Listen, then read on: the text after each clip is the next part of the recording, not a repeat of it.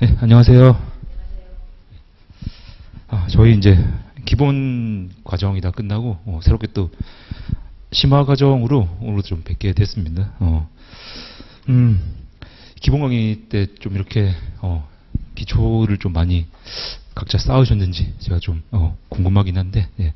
뭐 만약에 그때 조금 이제 부족하시면은 저희 심화까지는 아직 시간이 있습니다. 근데 많은 분들이 생각하실 때 이제 올해 시험이 지금 저희 9월 말이죠. 2차가 9월 말이기 때문에 조금 촉박하게 생각을 하시는데, 그래도 제 생각으로는 심화가 저희 한 5월 달에 끝나니까 한 3, 4개월 전까지는 그래도, 그러니까 뭔가 좀 이론을 보시고 정리하시고 좀 그럴 수 있는 시간적이었는데, 근데 이제 한 3, 4개월 정도 이제 남게 되면은 그때부터는 어쩔 수 없습니다. 이제 그때는 소위 이제 무지성 암기라고 해가지고 그냥 어쩔 수 없이 좀 이렇게 암기하시고 그렇게 가실 수밖에 없어요. 그래서 일단 지금 심화 과정까지가 조금 중요하기 때문에 좀 잘 들어주시면 좋겠습니다. 교재가 나왔는데 이게 다 받으셨죠, 교재? 예, 요 교재를 제가 이제 좀 고민을 많이 했습니다. 이거를 이제 기본서를 좀 유지하면서 서술형으로 할지, 아니면은 좀 좀 더 빡빡하게 할지 고민을 많이 했는데, 일단은 좀 두 개를 병행하시라고 제가 좀 목차 위주로 넣었는데, 사실 뒤에서 말씀을 드리겠지만은 제 생각으로는 이 핵심 정리 이 자료에 있는 정도만 만약에 좀 100% 이해를 하시고 어느 정도 이제 그 키워드의 얼개를 조금만 맞출 수 있다면 제가 보기에는 절대 꽈락은 안 나옵니다. 꽈락은 절대 안 나오고 뭐 최소 50점 이상은 나올 거라 저는 생각을 하거든요. 이제 그래서 물론 이제 여러분들께서 공부하실 때 이제 당연히 합격 60점이니까 60점 이상을 목표로 하시겠지만은 그 저는 이제 중요한 건 어쨌든 꽈락이 나오면 안 되거든요. 생각보다 다른 과목들을 되게 잘 보시는데 꽈락 때문에 좀 아쉽게 좀 이렇게 되시면 되게 많아요. 그래서 여러분들께서 일단은 첫 번째로 꽈락을 면하는 걸 목표로 삼으셔야 되는데, 저는 지금 이제 제 목표는 여러분들이 심화 과정까지 다 들으시면은 최소한 이제 꽈락은 안 나오시게 거기까지 하는 게 제 목표입니다. 그러니까 꽈락이 안 나온다는 거는 문제에서 물어봤을 때 대략적으로 이제 뭘 물어보는지 거기에 대해서 이해를 하고, 문해력이라고 그러잖아요. 이해를 한 다음에 어느 정도 그냥 쓸 수 있는 정도 그렇게 만드는 게 심화 과정 목표거든요. 예를 들어서 이제 좀 비교가 적절할지 모르겠는데 여러분들께서 이제 뭐 스테이크를 드신다, 고기, 쇠고기를 샀습니다. 샀다면은 저희 기본 과정에서는 이제 그 소고기가 뭐 국내산인지 외국산인지, 그리고 내가 먹으려는데 우리 가족이 먹으려는 뭐 인수에 맞는지, 어쨌든 그런, 이게 내가 지금 뭐 식사로 하기에 아니면 내가 지금 이제 뭐 쓰기에 적절한 게 맞는지 이제 전체를 보는 과정이었고요. 심화 과정은 이제 거기에서 어떻게 하냐면은 요거를 이제 재단하는 겁니다. 여러분들 드시면 하게 재단을 딱 해가지고 먹을 만큼만 자르시는 거. 그게 심화 과정이에요. 그러니까 결론적으로 이제 심화 과정을 끝나시게 되면은 실제로 나중에 이제 시험장에 가져가셔야 될 교재는 완성이 되는 거거든요. 저도 그걸 목표로 합니다. 근데 그 게시판에 질문 주신 분도 계시긴 하는데, 요거는 제가 처음에 그냥 말씀드리고 갈게요.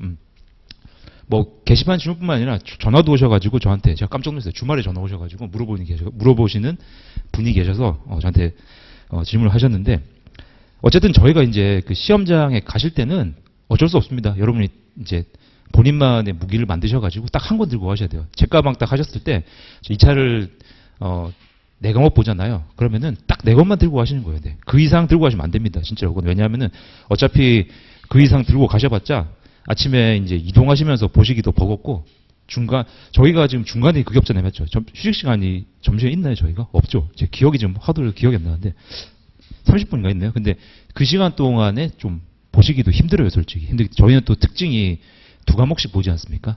다른 시험들 같은 경우에는 보통 이렇게 한 과목씩 좀 띄고 또 점심시간이 있기 때문에 그때를 잘 활용하시는 분들도 계신데, 저희는 그렇지가 못해요. 그래서 가실 때는 반드시 본인만의 이제 어떻게 보면 딱 단권화를 시켜서 가셔야 되는데, 제일 많이 물어보시는 게 이거 단권화를 이제 이 노란색 이렇게 표시합니다. 지금 색깔을 저도 오늘 확인했는데 색깔이 되게 좀 이렇게 특이하게 나왔네요. 뭐 이걸 청록색으로 해야 될까요? 어쨌든 이 노란색 기본 교재로 할 것이냐, 아니면은 이제 뭐 핵심 정리라든지 이렇게 좀 단권화를 요걸로 할 것이냐 많이 물어보시는데, 결론적으로는 그건 본인 마음입니다. 네. 선생님들께서 보실 때 나는 그래도 텍스트가 좀 완결된 텍스트로 해가지고 여러 번 보는 게 눈에 익다. 그러면은 요걸로 하시면 돼요. 네. 요걸로 하시면 되는 거고, 그게 아니라 나는 진짜 키워드라든지 목차를 보면서 딱 그걸 봤을 때 내가 좀 연상을 해가지고 그렇게 좀 정말 간단하게 정리를 하겠다. 그런 분이라면은 요걸로 하시면 됩니다. 근데 제가 심화 과정을 하면서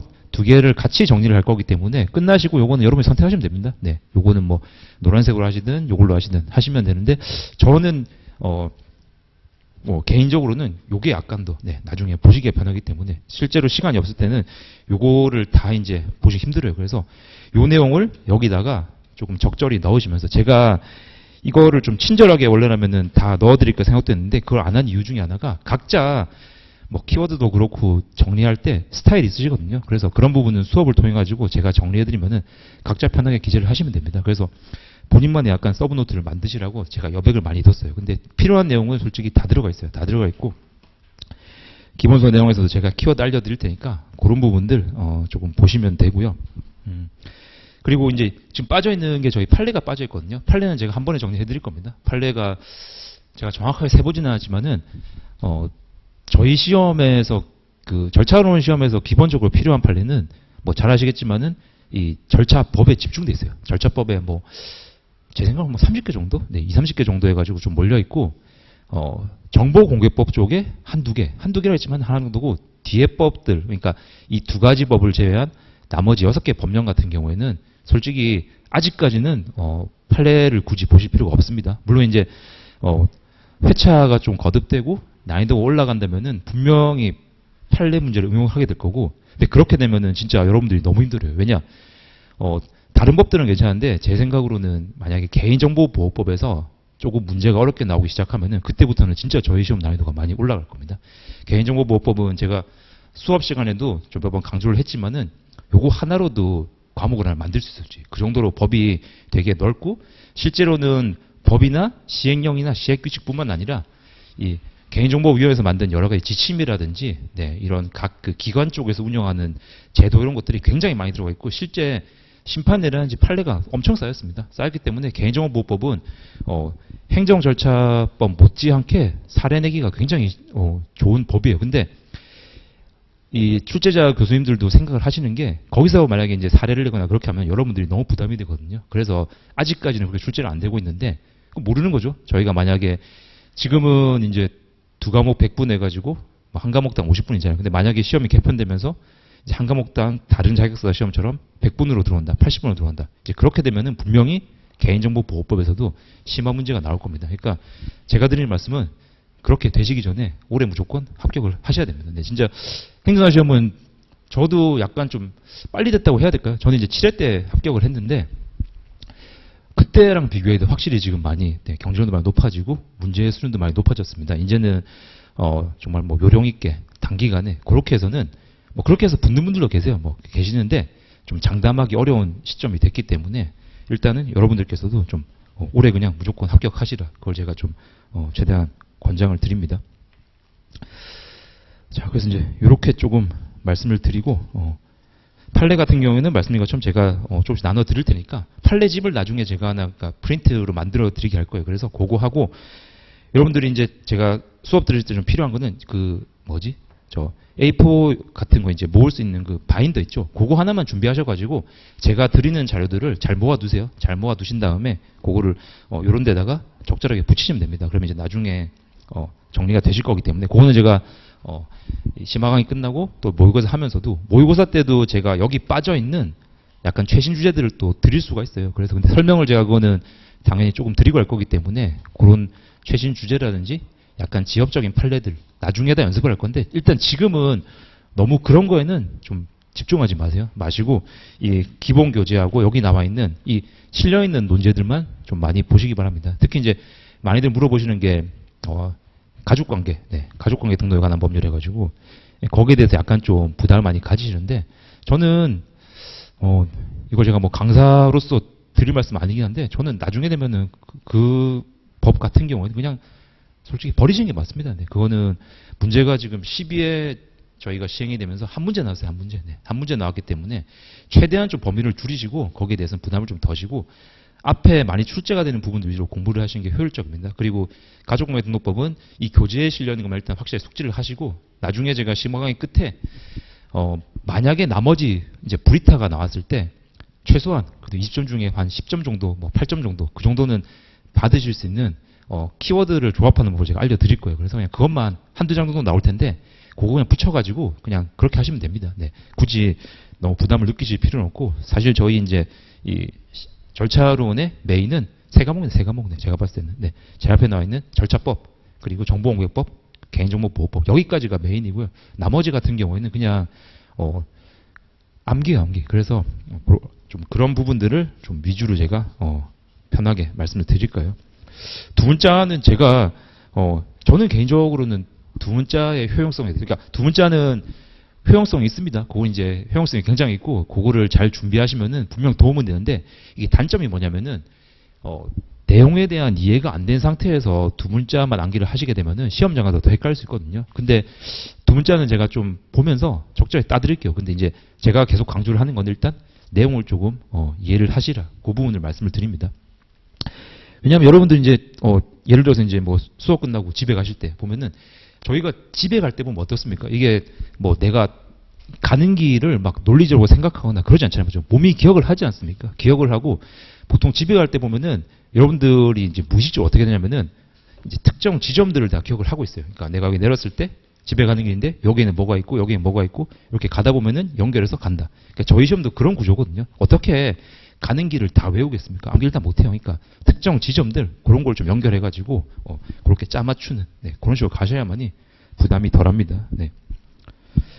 그래서 말이 좀 길었는데 오늘 첫 시간이라서 제가 이런 내용으로 할 거예요. 내용으로 하고 제가 좀 오늘은 배웠던 거 전체적으로 좀 정리를 하겠습니다. 하고 지금 이제 아까 잠깐 말씀을 드린 것처럼 저희 다음 주부터는 1교시 때 그러니까 1교시 때 바로 저희 좀 단문 쓰기 연습을 하겠습니다. 연습을 하는데 문제는 제가 두 문제죠. 두 문제. 네, 두 문제를 하겠습니다. 근데 사례는 제가 일단 안 냅니다. 사례는 제가 심화과정 제일 마지막에 그러니까 사례 풀이 방법에 대해서는 오늘 둘째 시간이나 해가지고 제가 좀 알려드리는데 이제 그거는 좀 약간 터치만 하시고 단문 유전 연습을 하시고 사례는 마지막 시간 정도에 제가 한번 좀 같이 한번 보겠습니다. 왜냐면 모의고사 들어가서 사례 계속 반복하실 거고 저희 시험 문제 40점을 보시면 아시겠지만은 말이 사례형이지 그냥 사례를 가정한 약간 약술에 가까워요. 그래서 두 문제로 쪼개는 거거든요. 어쨌든 기초는 여러분들이 이 행정 절차론 같은 경우에는 8개 법령에 대해서 숙지가 잘 돼 있으면은 제가 보기에는 절대 과락을 넘어서 합격까지 충분히 갈 수가 있습니다. 그래서 그런 부분들을 조금 강조를 하고요. 두 문제하고 시험 시간은 제가 좀 고민해 볼게요. 저는 원래라면 여러분들이 시험장 가셨을 때 이제 약술 같은 경우에는 최소 이거 혹시 다른 저희 선생님이 말씀해 주신 게 있으시죠? 제가 알기로는 다른 저희 뭐 실무법이나 선생님들이 이제 실제 시험 시간 같은 거 좀 이렇게 안내를 했다고 제가 말씀을 들었는데 약술 같은 경우에는 보통 권장을 하는 게 한 문제 쓰시는데 7분 정도? 네, 7분, 6분. 그리고 뭐 아무리 늦게 쓴다고 하더라도 10분을 넘으면 안 됩니다. 네, 왜냐 사령을 많이 갈 거기 때문에. 그래서 원래라면은 7분 정도니까 뭐 한 15분 정도 두 문제만 가시면 되는데 저는 좀 고민을 할게요. 그걸 20분을 할지. 근데 30분은 또 너무 많기 때문에 20분을 하는데 이 단문은 절대 시험이 아닙니다. 제가 이제 단문을 보는 이유는 여러분들께서 한번 써보라고 드린 거기 때문에 단문 오셔가지고 그냥 이제 아마 뭐 프린트 같은 게 있을 거예요. 그럼 보시고 편하게 쓰시면 됩니다. 쓰신 다음에 제가 모범 답안을 그날 수업 끝나고 제가 드릴 거예요. 네. 그러니까 그날 끝나고 뭐 동영상에 할 테니까 그 모범 답안을 보신 다음에 다음 주에 오셔가지고 저한테 물어보시면 됩니다. 제가 물론 끝난 다음에 모범 답안 말고 간단하게 설명을 할 텐데 모범 답안은 제가 일부러 그날 수업 끝나고 동영상에 넣어 놓을게요. 왜냐하면은 그걸 좀 여러분이 보신 다음에 하라고. 그래서 그렇게 좀 참고를 하시면 되겠습니다. 그래서 저희는 그렇게 하고 나머지 이제 뭐 시간들은 진도 나가고 그렇게 할게요. 저희가 지금 이제 심화 과정이다 보니까 기본 강의 때는 제가 좀 굉장히 좀 상세하게 말씀을 드리긴 했습니다. 근데 이제 심화 강의 때는 제가 최대한 좀 이렇게 이해하시기 쉽게 말씀을 드리려고 하는데 기본 강의 때처럼 막 자세하게 못해요. 그래서 핵심 위주로 할 텐데 일단 요것만 좀 잘 따라와 주시고 궁금하신 거 있으면은 좀 많이 질문을 해주세요. 제가 이제 즉답이 가능한 부분들은 바로 말씀을 드리고 안 되는 부분들은 제가 좀 체크해가지고 또 말씀드리고 그렇게 하겠습니다. 네. 여러분들 이제 뭐 실강을 들으시든 동강을 들으시든 다 선택사항인데 실강을 들으셔야 된다면은 강사를 잘 활용하셔야 됩니다. 네, 나오셔가지고 강사한테 물어보고 뭐 내용뿐만이 아니라 공부 방법이라든지 다 물어보셔도 돼요. 네, 왜냐하면 저는 그래도 뭐 한번 시험을 쳐봤고 또 이제 결과를 얻었기 때문에 지금 여기 서 있는 거잖아요, 맞죠? 네, 제 경험을 여러분들한테 말씀을 드릴 수 있기 때문에 잘 활용하시면 되겠습니다. 자, 그리고 이제 조금 하나 이제 강조를 하고 싶은 거는 아까 이제 제가 뭐 그 심화강의 이제 그 과정에 대한 말씀을 드릴 때 이제 고기를 이제 저희가 이렇게 좀 자르는 단계라고 그랬는데 이 고기를 자르기만 해서 어떻습니까? 여러분들이 드실 수가 없죠. 그거 어떻게 해야 되죠? 구워야 됩니다. 근데 구워야 되는데 생고기는 당연히 못 먹으니까 먹을 수 있는 수준까지 익혀야 되잖아요, 맞죠? 근데 그거는 제가 익혀드릴 수가 없어요. 네. 제가 심화강의까지 해가지고 잘라드릴 수 있습니다. 시험에 나온 거 잘라드리고 정리까지는 그러니까 고기의 형태를 만들어드릴 수 있는데 굽는 거는 여러분들께서 네, 하셔야 돼요. 이 말은 무슨 말이냐면 여러분들께서 예, 어쩔 수 없이 네, 일정 시간은 좀 공부를 하셔야 돼요. 투여를 한다. 이게 절대적인 시간이 뭐 몇 시간이 되건 제가 말씀을 못 드리겠는데 어쨌든 우리 시험 같은 경우에는 많이 본 사람이 이기게 돼 있어요, 솔직히. 아무리 교재가 좋고 아무리 정리가 잘 돼 있다고 하더라도 뭐 교재가 아무리 좋다고 하더라도 한 번 보고 시험 들어간 사람보다는 약간 정리가 덜 됐다고 하더라도 한 10번 보고 들어간다. 그러면 저는 후자에 조금 더 합격 가능할 수 있다고 봅니다. 그렇기 때문에 좀 그렇게 힘드시겠지만은 한 지금 3월이니까 이제 한 6, 7개월 남았죠. 6, 7개월 정도는 그냥 어떻게 보면은 어쨌든 요 시험으로 지금 진입을 하신 거니까 이번에 무조건 합격한다 생각하시고 뭐 모르죠. 요렇게 이번에 이렇게 행사를 지금 합격하셔가지고 이 시험 합격이 여러분들의 과연 인생에 이제 어떤 전환점이 됐죠. 저는 실제 그랬거든요. 저는 왜냐하면 저도 여기 이제 직장인분도 계실지 모르겠지만은 저도 이제 직장인이었고 회사를 잘 다니고 있었는데 이 자격증을 따게 되면서 어떻게 보면 저도 이제 이 행정사 개업이라든지 이런 쪽으로 어떻게 보면 생각을 전환하게 된 거예요. 근데 저한테는 그게 어떻게 보면 되게 좀 큰 기회라고 생각을 하고 실제로 지금 저는 되게 좀 재밌게 하고 있어요. 왜냐하면 저는 기본적으로 좀 이렇게 다니는 걸 좋아하는 성격인데 잘 맞더라고요. 그래서 뭐 어떤 분한테는 이렇게 참 전환기가 될 수가 있습니다. 그래서 그런 거를 좀 감안하셔가지고 절대적으로 그러니까 시간은 제가 말씀 못 드리는데 저는 개인적으로는 몰아서 공부하시는 것보다는 하루에 조금이라도 계속 그래도 시간을 내셔가지고 보시는 게 좋다고 생각합니다. 한두 시간, 두세 시간이라도 보시는 게 좋고 뭐 근데 그건 스타일상 다릅니다. 평일에는 그냥 수업만 들으시고 주말에는 이렇게 몰아가지고 하시는 분도 계시긴 한데 그거는 저는 뭐 각자 선택 사항이긴 하지만은 제 개인적인 경험상으로는 매일 조금씩이라도 보시는 게 좀 도움이 되시는 것 같더라고요. 그래서 그 부분을 조금 해주시고 저 같은 경우에는 뭐 이것도 첫 시간이니까 제가 그냥 뭐 말씀드리는데 저는 개인적으로는 이렇게 공부하시는 그러니까 수험생분들 중에 나는 정말 뭐 너무 바쁘다 시간이 없다. 근데 그거는 솔직히 저는 죄송한 말씀이지만은 좀 변명이라는 생각을 합니다. 왜냐하면 제 경험을 말씀드리면 저는 1차 이제 붙은 다음에 2차를 저는 3개월 했어요. 3개월. 제가 동차로 붙었는데 3개월 정도 했는데 그때 이제 제가 1차 치고 2차 들어가기 전에 저희 이제 아기가 그때 이제 갓난아기였거든요. 거의 갓난아기 두세 돼 가지고 손이 되게 많이 갔습니다. 이제 뭐 아실 분은 아시겠지만은 잠도 안 자고 그러잖아요. 맞죠? 그렇기 때문에 거의 잠잘 때까지 그러니까 퇴근하고 잠잘 때까지 이제 좀 이렇게 케어를 하다 보면은 거의 한 12시까지는 케어를 해야 돼요. 네. 물론 이제 제가 이제 그 시험을 보니까 12시 이후에 새벽에 깨는 거에 대해서는 저희 이제 아내가 좀 이렇게 케어를 배려를 해줘가지고 제가 괜찮았는데 저는 그래서 공부할 때 이거 뭐 말씀드리면 안 믿으시는 분도 계시긴 한데 저는 진짜 3, 4개월 동안 12시에 끝나고 나면은 새벽 4시까지 해가지고 4시간 정도 공부하고 2시간 자고 저는 바로 출근했었어요. 그거를 저는 평일에 공부했거든요. 왜냐하면 주말에는 또 이제 아기를 봐야 되니까 물론 이제 주말에는 또 좀 중간에 잠을 자긴 하지만은 저는 평일에 그렇게 새벽에 4시간, 5시간 시간을 꼭 냈어요. 그래서 3개월 정도 그렇게 했습니다. 네. 그렇게 하니까 시험 쳤을 때는 저도 이제 친 다음에는 준비가 부족했기 때문에 안 됐을 거라 생각했는데 결과 받아보고는 이제 좀 좋은 소식이 있었죠. 그러니까 여러분들에게 좀 말씀을 드리고 싶은 거는 진짜 뭐 저 같은 사람도 이렇게 시간을 내서 했는데 절대 시간 없는 게 아닙니다. 시간은 어떻게든 낼 수 있어요. 그래서 여러분께도 제가 부탁을 드리고 싶은 거는 진짜 뭐 항상 많이 말씀하시잖아요. 네. 엉덩이 무거운 사람이 이긴다고. 네. 진짜 그렇습니다. 저희 이 시험은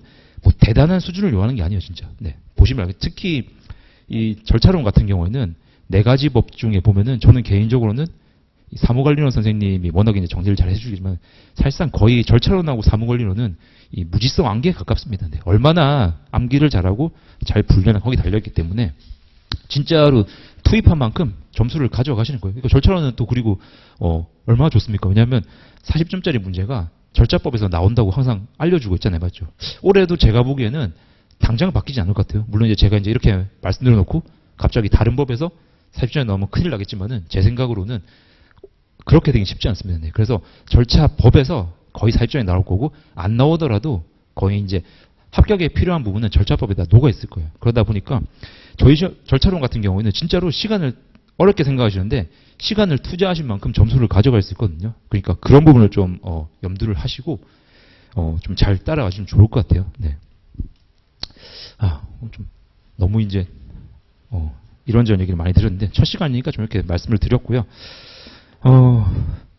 자, 오늘은 한번 일단 오늘은 어떻게 진행할 거냐면은 진도는 많이 안 나올 겁니다. 저희 뭐 논제는 절차법 쪽에 있는 거 한 두세 개 정도만 제가 나갈까 생각 중이고 오늘은 저희 기본 때 했던 거 8가지 법을 제가 그냥 쭉 한번 보겠습니다. 쭉 스캔을 하면서 네, 정리를 같이 한번 할 거기 때문에 이 노란색 교재는 수업 들으실 때 꼭 가져와 주세요. 그러니까 이 두 개를 같이 할 겁니다. 같이 할 거기 때문에 조금 왔다 갔다 해서 제가 죄송하긴 한데 이 노란색하고 요거하고는 좀 같이 봐주시면 좋겠습니다. 나중엔 요거 하나로 좀 가긴 갈 거예요.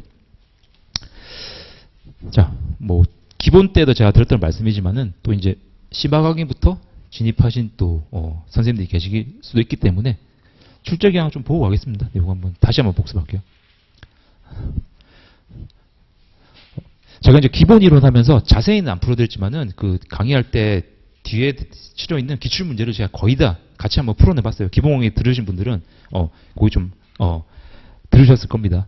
심화 과정에서는 제가 이제 하다가 중간중간에 이제 그 기출 문제에 대한 모범 답안을 제가 하나씩 드릴 거예요. 드릴 건데 이 모범 답안이라는 게 제가 좀 고민을 했는데 여러분들이 쓸 수 있는 분량 정도로 제가 드릴 거거든요. 그래서 그걸 보시면서 내가 실제 시험에 들어갔을 때 이 정도 쓰면 되는 거예요. 왜냐하면은 되게 질문을 많이 주시는 게 뭐 여기 나와 있는 내용은 이거를 다 써야 되냐? 당연히 아니죠. 네, 이거 아닙니다. 제가 수업 시간에 말씀드렸지만은 실제로 요 교재에 나와 있는 한 페이지에 한 3분의 1 정도만 쓰셔도 합격하는데 차고 넘칩니다. 네, 근데 그것도 힘들어요, 솔직히. 키워드만 다 모은다면은. 그래서 여러분들께서 이제 실제 시험장에 쓰실 분량은 굉장히 압축되어 있거든요. 그거를 제가 기출문제로 해가지고 나눠드릴 테니까 보시면서 이 정도 쓰면 되는구나 하시기 바랍니다. 네, 당연히 기출문제의 구체적인 내용들은 이 교재에 다 나와 있으니까 같이 비교를 하시고요. 저는 이제 궁금해 하셔가지고 분량이 어느 정도냐 그거에 대해서 좀 이렇게 예시를 드리기 위해서 기출문제는 그렇게 제가 중간중간에 답안을 드리겠습니다.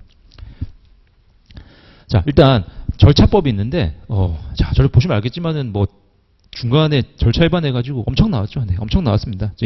거의 메인이라고 보시면 되는데 실제로 사례가 여기서 다 나왔습니다. 여기서. 네, 사례 문제는 저희 행정절차법에 절차 일반돼 있는데 이 절차라는 게 결론적으로는 뒤에서 제가 말씀을 드리겠지만은 처분, 네, 뭔가 처분이 났을 때 우리 시험 같은 경우에는 이게 행정절차론이지 않습니까? 네. 여러분들께서 처분을 만약에 이제 문제가 됐을 때 그 처분의 내용을 다투는 거라면은 저희 시험은 크게 상관이 없습니다. 내용을 다투는 건 어디로 갑니까? 저희 여러분들 배우시는 과목들 중에 마지막 과목인 행정사 실험법 보면은 행정심판법이 있죠. 네. 거기서는 내용을 다룰 수 있어요. 근데 첫 번째로 좀 체크를 하셔야 되는 거는 저희 시험에서는 절대 내용이 나오면 안 됩니다. 왜냐? 저희는 행정 절차론이 잘 맞죠. 그래서 처분이 문제가 됐을 때 처분의 내용이 아니라 그 처분을 할 때 절차상의 문제가 있을 때 그거를 어떻게 정리하냐. 그게 이제 저희 시험에서 이 절차법에서는 포인트입니다. 포인트고 당연히 절차라는 거는 나중에 문제가 생긴 다음에 이거를 해결하는 게 아니고 뭡니까? 사전에 어떤 절차를 만들어 가지고 이런 문제가 발생하지 않게 사전적인 구제를 만드는 거잖아요. 그래서 거기에 주안점이 있다고 보시면 되는 거예요. 네. 그래서 당연히 중요하다 보니까 여기서 다 나왔습니다. 다 나왔고 40점짜리 저희 이제 뭐 사례형이라고 좀 그렇긴 한데 40점짜리 문제가 딱 한 번 다른 법에서 나왔거든요. 그게 이제 뒤에서 말씀드렸지만 여기 나와 있는 영상정보 처리기기 요게 3회 때 여기서 한 번 딱 나왔습니다. 나머지는 전부 다 여기서 나왔어요. 여기서. 네. 그래서 이제 제가 기본 강의 때는 솔직히 좀 범위를 넓히고 여러분들한테 좀 이렇게 두리뭉실하게 말씀을 드렸는데 심화 때부터는 그래도 저희가 좀 범위를 좁혀야 되지 않겠습니까? 그래서 어쨌든 40점은 그냥 여기서 나온다 생각하시면 됩니다. 여기가 될 거고 지금 저희 트렌드 같은 경우에는 예전에는 이제 기본적인 사례를 교수님들이 만드셔가지고 그걸로 좀 내시곤 했는데 지금은 트렌드가 그렇게 안 내시고 판례, 판례를 약간 좀 사안으로 재구성하셔가지고 요걸 좀 결합시키셔가지고 내는 좀 경향이 있어요. 그래서 판례가 나름 중요합니다. 중요한데 요건 제가 뒤에서 말씀을 드리겠지만은 그렇다고 해서 이 판례가 40점 배점을 봤을 때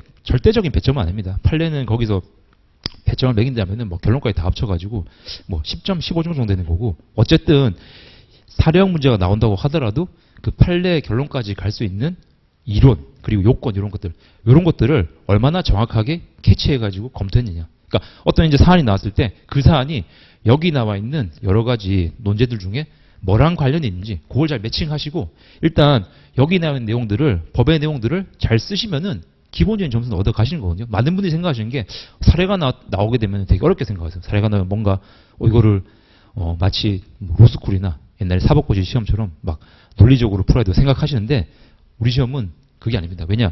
저희 시험은 아직까지는 이게 시간 제한이 있잖아요. 맞죠? 네. 그거는 뭐 만약에 한 과목당 뭐 80분, 100분 그런 모르겠는데 아직까지는 저희는 시간이 50분입니다. 예. 그리고 사례형 돼 있긴 하지만은 이 산업인력공단에서도 저희 시험 표기할 때 약수량 뭐 이런 식으로 표시하거든요. 완전 논술식이 아닙니다. 그 말은 여러분들한테 그러니까 수험생들한테 요구하는 뭔가 풀이의 정도가 그렇게 높진 않아요. 네, 높진 않고 기본적인 내용만 잘 쓰면은 실제로 괜찮다는 겁니다. 그래서 여러분께 정말 말씀을 드리고 싶은 거는 판례에 대해서 뭔가 중요성은 인식하셔야 되는데 너무 부담을 가지실 필요는 없어요. 그리고 정말 최악의 상황, 내 이 판례가 기억이 안 난다.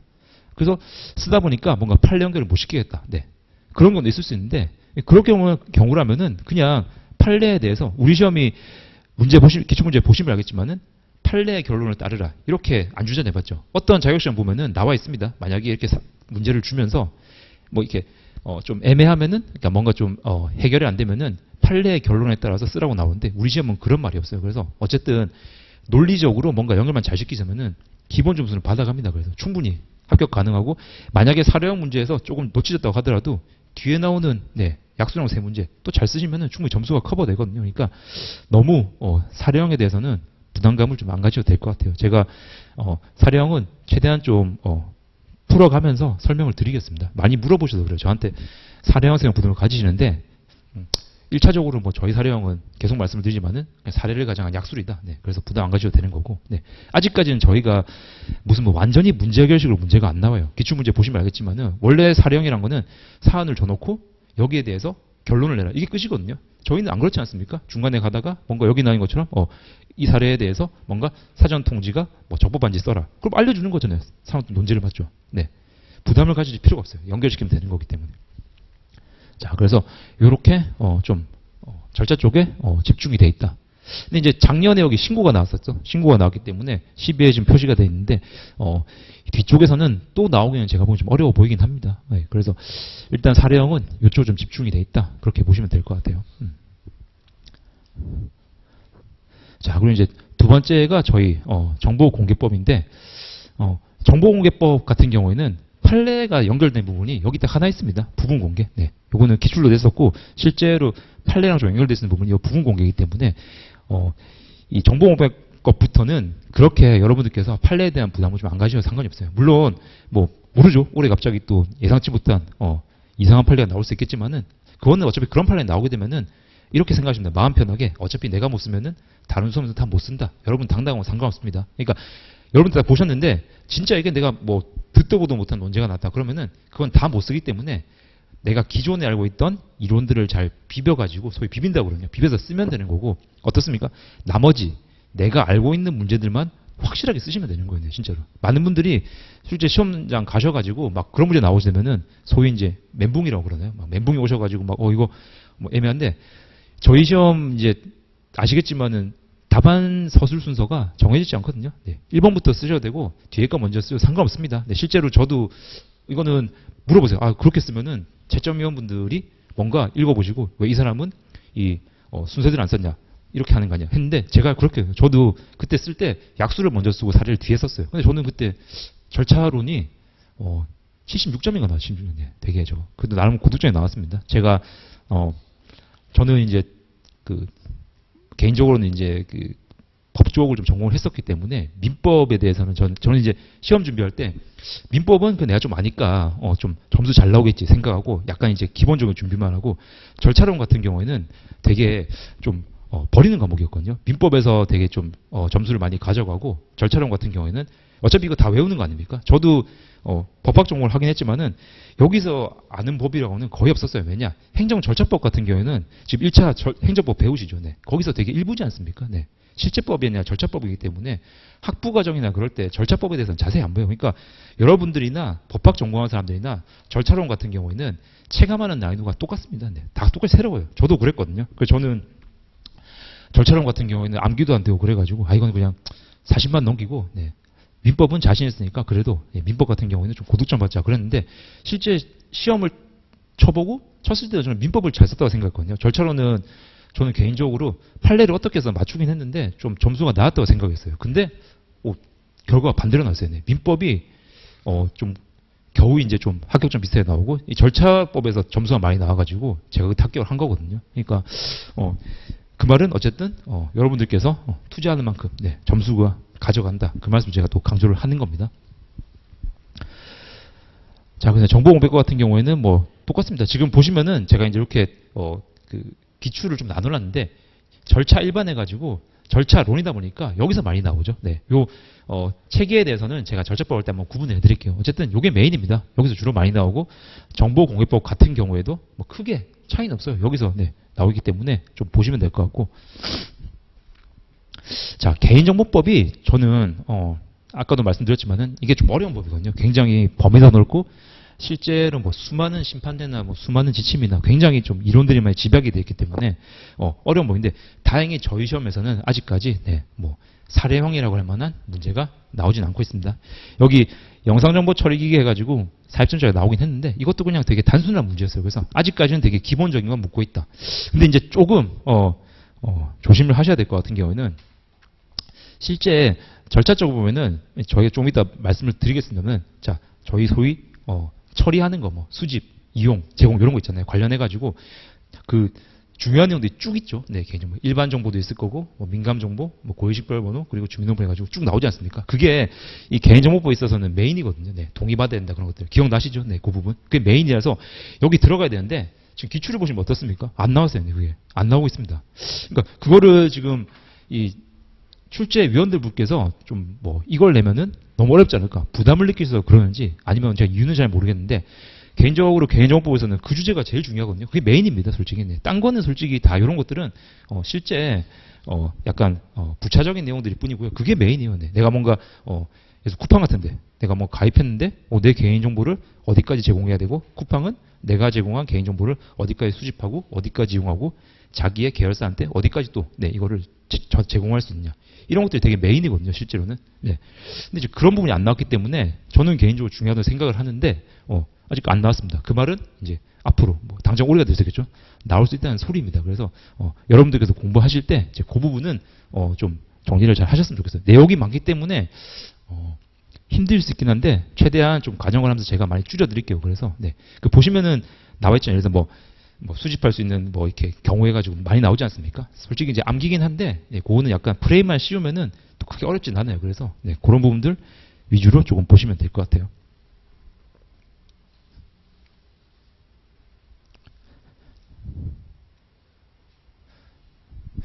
자, 그리고 뭐 행정조사법 같은 경우에도 생각보다 여기서 출제가 많이 됐습니다. 많이 됐는데 똑같이 네, 여기서 나오고 있죠. 여기 나오면 뭐 중간에 준비해서 많이 나오고 있고요. 뭐 작년에 약간 이제 후반에 있는 자율관리체제 구축신고 저게 나왔기 때문에 올해는 좀 나오기는 쉽지 않지 않나 그렇게 좀 생각을 합니다. 그리고 이제 규제법, 이 행정규제법은 이거는 저뿐만 아니라 이제 많은 선배님들도 시험 초창기부터 되게 좀 나올 만한 주제가 많다고 생각하시는 과목이 법이거든요. 왜냐하면은 들어보시면 많으시겠지만은 예를 들어서 뭐 규제 뭐 그 일몰제, 네, 그리고 뭐 규제 총량제, 네, 그리고 뭐 규제 샌드박스, 되게 시사성 있는 주제들이 되게 많아요. 많기 때문에 낼 만한 게 좀 있긴 하고, 그리고 이제 최근 전 정부든 지금 정부든 이 정보들을 쭉 관통하는 게 이 규제를 어쨌든 좀 줄여주는 거. 그러니까 규제라는 게 일반적인 국민이 대상이기도 하지만은 주로 누굽니까? 창업자들, 네, 벤처기업 이런 사람들, 벤처 사장님들이 뭔가 해보려고 하는데 규제가 너무 많은 거예요. 네, 이거 뭐 허가 받으려고 하고 신고 받을까? 이만큼 서류를 가져오라고 하고, 네, 뭔가 좀 이 기술을 상용화 시켜보려니까 이거 위험한 거 아니냐? 뭐 어떻게 실험을 해가지고 네, 실증을 받아와라 이런 것들. 그러니까 그런 장벽을 낮춰주는 게 여기 나와 있는 행정규제법이거든요. 그래서 실제 저희 그 법으로만 본다면은 굉장히 좀 의의가 있는 법이긴 한데 저는 안 나오는 이유가 뭐냐면은 이게 사실 행정규제법이 되게 좀 의욕은 좋은데 네, 추진은 적극적으로 하고 있는데 실효성은 많이 없어요 지금. 네, 실제로 이게 좀 안착이 돼가지고 많은 분들이 도움을 받으면 좋겠는데 아직까지는 우리나라에서 그렇게 저게 안착이 안 됐습니다. 뭐 규제 샌드박스 해가지고 뭐 여러 가지 네, 특례들을 두고 있지만은 그런 것들을 실제 활용하시는 분들이 좀 적기도 하고 노력은 많이 하는데, 근데 이 행정규제법에 나와 있는 뭐 규제 샌드박스 그런 거나 규제 관련해서 좀 이렇게 특례에 따라서 좀 이렇게 처리해 주는 거, 그런 것들도 저희 행정사들의 먹거리입니다. 네, 이런 거 실제 하시는 분들 되게 많아요. 네, 많아가지고 이것도 좀 그러면 중요하다고 생각되는데 실제로는 출제가 안 되고 있어요. 네. 근데 저는 뭐 규제 일몰제라든지 제가 수업 시간에 말씀드렸죠. 그런 것들 나올 수 있다고 생각을 합니다. 물론 이제 규제 일몰제란 말은 법에는 없어요. 네. 그건 제도상 이름이기 때문에 그렇게 안 나올 거겠죠. 네. 자, 그럼 이제 질서규제법. 질서규제법은 요거를 좀 공부하실 때 많은 분들이 또 좀 어려워하시긴 한데 이게 왜 그러냐면은 이 질서규제법이라는 게 기본적인 구조가 뭐랑 비슷하냐면은 형법하고 좀 비슷합니다. 그래서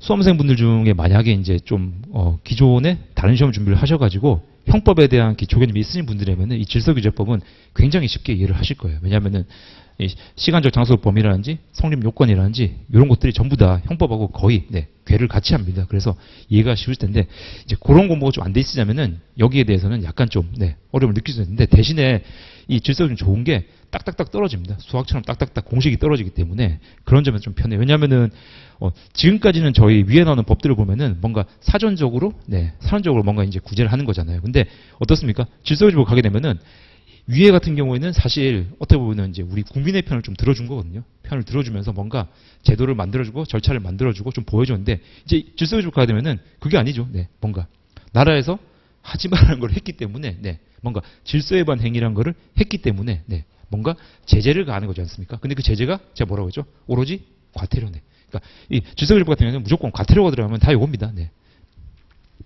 행정절차법이라는 걸 저희가 배웠는데 행정절차법하고 질서규제법을 비교를 한다면은 질서규제법은 행정절차법의 뭐다? 특별법이 되는 거죠. 네. 왜냐하면은 똑같이 그러니까 이 질서규제법에 나오는 과태료 부과도 처분입니다. 저희 처분의 정의 이제 지금은 좀 기억나셔야 되는데 처분의 정의가 뭡니까? 네.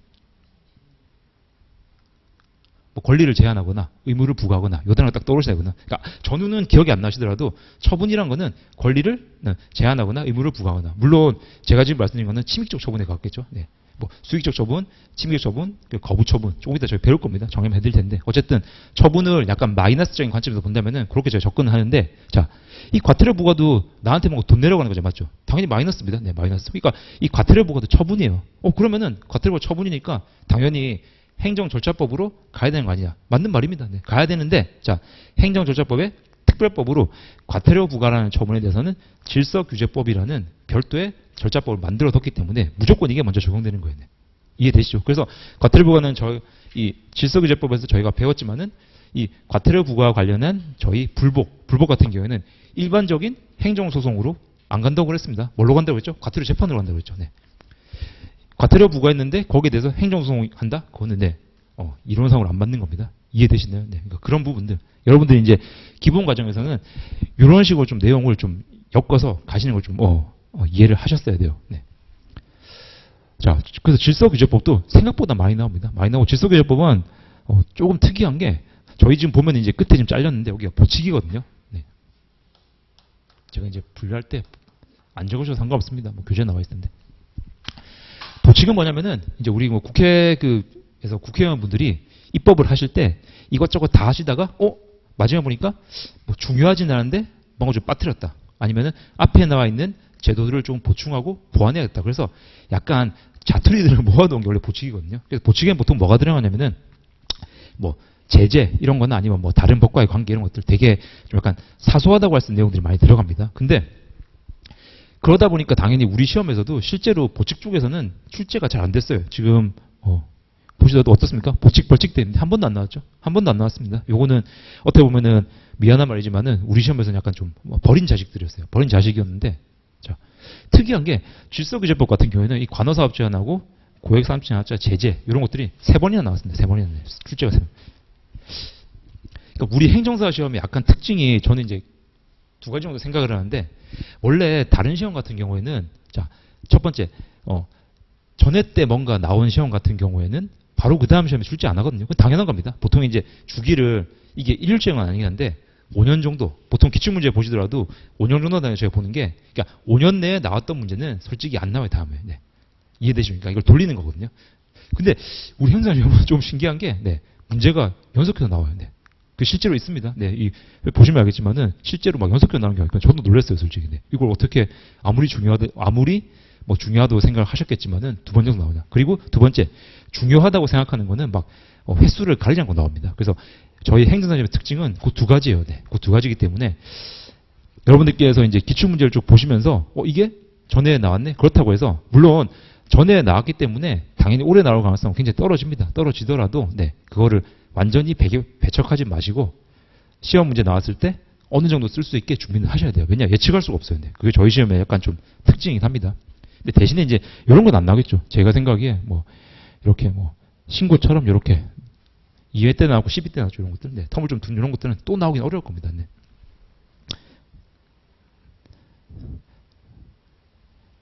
자, 그래서 질서규제법에 대해서 제가 조금 말씀을 많이 드렸고요. 자, 이제 마지막에 나오는 소위 이제 참 계륵 같은 존재들이죠. 여기 2개. 네. 뭐 계륵이라는 표현이 공부하기도 그렇고 그렇다고 공부 안 하면 또 뭔가 좀 이렇게 걱정되고 이게 이제 주민등록부하고 이 가족관계 등록에 관한 법률인데 지금 보시면 알겠지만은 3번. 네. 이게 12할 때까지 3번 나왔습니다. 그리고 주민등록법은 텀독인데 정정 변경이 11일 때 나왔거든요. 네. 전전에 나왔습니다. 네. 당연히 올해는 이 주기를 본다면은 나오기가 어렵겠죠. 네. 그리고 가족관계법은 5회 때 한 번 나와서 1번 나왔습니다. 네. 한 번 나왔고 그것도 이제 여기 나오는 중간에 메인 문제 좀 나오긴 했는데 그래서 아까도 말씀을 드렸지만은 요 2개 같은 경우에는 일단 여러분들이 좀 부담을 좀 많이 좀 버리시기 바랍니다. 요 저희 교재에 있는 거 제가 이걸 뭐 확언할 수 없긴 한데 저는 개인적으로 요 교재에 나와 있는 내용만 일단 숙지를 잘하고 들어가시면은 시험장 들어가서 소위 어떻게든 비벼서 쓸 수 있습니다. 네. 그러니까 저는 전략적으로 제가 접근을 한다면은 요 2개 법에서 시간을 많이 투자할 바에야 어디 투자하시라? 차라리 네. 위에 나와 있는 절차법 네. 절차법 이런 데에 좀 투자를 하셔가지고 확실하게 가져가시는 게 낫습니다. 네. 제 개인적으로 그래요. 자, 그래서 기출을 저희가 쭉 받고 이 기출을 보다 보면은 여러분들이 조금 이제 위원회 이게 많이 뜨죠. 위원회 뭐 규제기획위원회 그리고 지금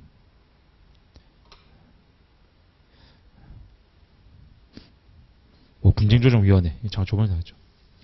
위원회 문제가 간혹 나옵니다. 네, 간혹 나오는데 이 위원회는 제가 기본하기 때문에 말씀드렸잖아요. 네, 이거는 여러분들이 저거를 떼서 공부하지 마시고 네, 그냥 어차피 위원회는 목차가 딱 정해져 있거든요. 예를 들어서 이 위원회가 어디에 설치되느냐. 네, 그러니까 위원회의 뭐 설치 이런 거 한 다음에 2번째 이 위원회가 어떤 거를 심의하고 의결하고 도대체 뭘 다루냐. 3번째 이 위원회가 어떻게 구성이 되느냐. 네, 뭐 위원장은 누구고 위원은 누구고 그리고 4번째 의결을 어떻게 하느냐.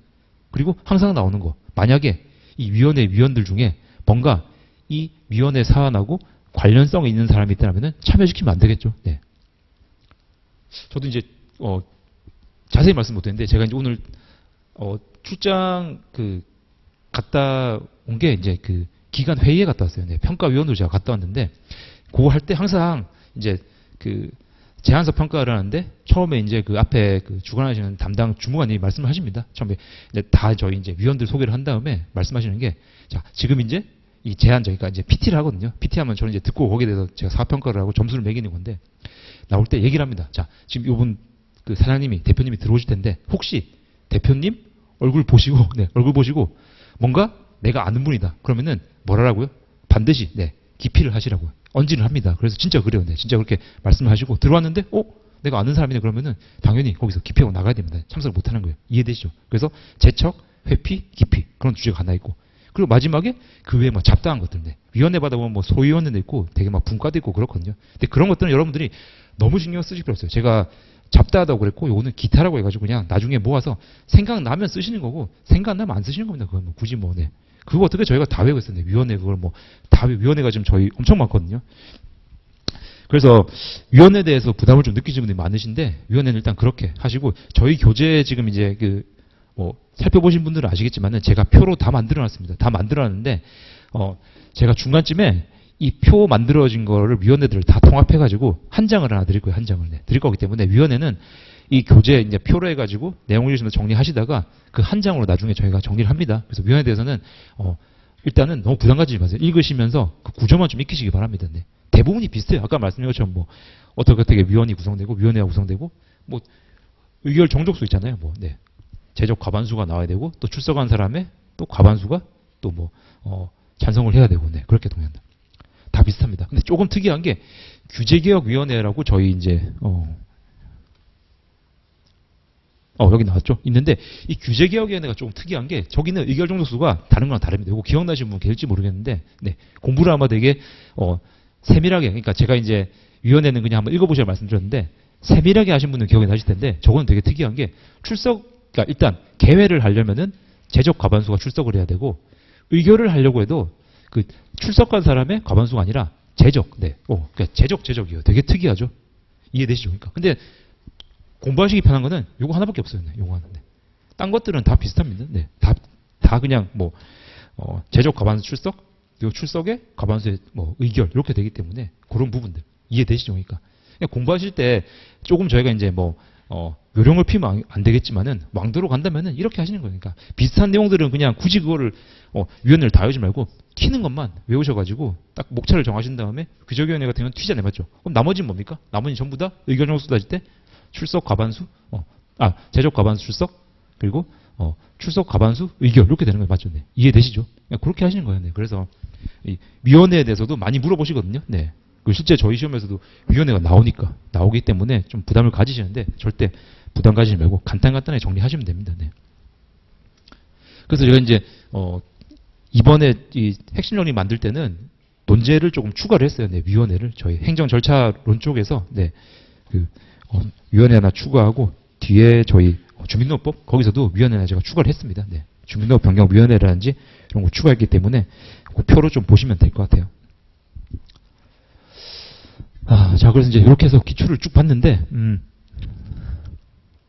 일단, 저는 개인적으로 좀 추천을 드리는 거는 기출 문제를 여러분들이 좀 많이 읽어보셨으면 좋겠어요. 지금 저희 시험이 이제 과거에 한두 번 시행됐을 때는 솔직히 기출 문제가 크게 이렇게 유의미하다 보기는 어려웠습니다. 근데 일단은 12회나 시행이 됐기 때문에 이 기출 문제가 여러분들한테 어떻게 보면 가장 이제 좋은 연습 대상이 되는 거죠. 그래서 근데 기출 문제를 처음부터 막 공부하실 때 어떤 분들 보시면은 이제 그냥 모범 답안 이런 거 보시면서 바로 하시는데 그렇게 하면은 저는 개인적으로는 실력이 안 늘어요. 그래서 기출 문제 공부를 하신 다음에 기출 문제를 보시고 이 내용을 어떻게 푸는지 그냥 머릿속으로 생각을 좀 하시고 체계를 잡는 거죠. 잡으시고 입으로 좀 이렇게 오물오물 해보시고 그 연습 좀 하시면 좋겠어요. 하시고 심화 과정에서 제가 아까 말씀드렸죠. 모범 답안 나눠드릴 거기 때문에 그거 보시면서 비교해 보시고 그렇게 하여튼 심화 과정까지는 여러분들이 조금 고민을 하셔야 됩니다. 제가 나중에 가서는 고민하는 말씀 안 드려요. 왜냐? 나중에는 저도 어쩔 수 없는 게 여러분들한테 주입식으로 할 수밖에 없어요. 근데 지금 심화 과정까지는 제가 주입식으로 하겠지만은 여러분들께서도 조금 고민을 하시면서 지금까지밖에 기회가 없어요. 그래서 그런 부분들을 조금 시간이 되실 때 활용을 잘 하시면 좋겠습니다. 그래서 기출문제 좀 시간 날 때마다 많이 읽어보시면 예를 들어 직장인분들 출퇴근하신다. 그러면은 앞에 내용도 보면은 막 부담되잖아요. 막 공부하기 싫은데 그러면 그냥 기출문제 보시고 편하게 읽어보세요. 이렇게 하니까 기출문제 이렇게 나왔구나. 근데 이게 내가 배웠는데 어떤 논제랑 연결이 되더라. 그 정도까지만 생각하시면 되는 거거든요. 이해되시죠? 자, 그래서 이렇게 해서 저희가 이제 기출문제 다 봤고요. 시간이 지금 50분이니까 10분 정도 쉰 다음에 이제 절차법부터 쭉 이제 한번 저희 기본 확인됐던 거 쭉 한번 보겠습니다.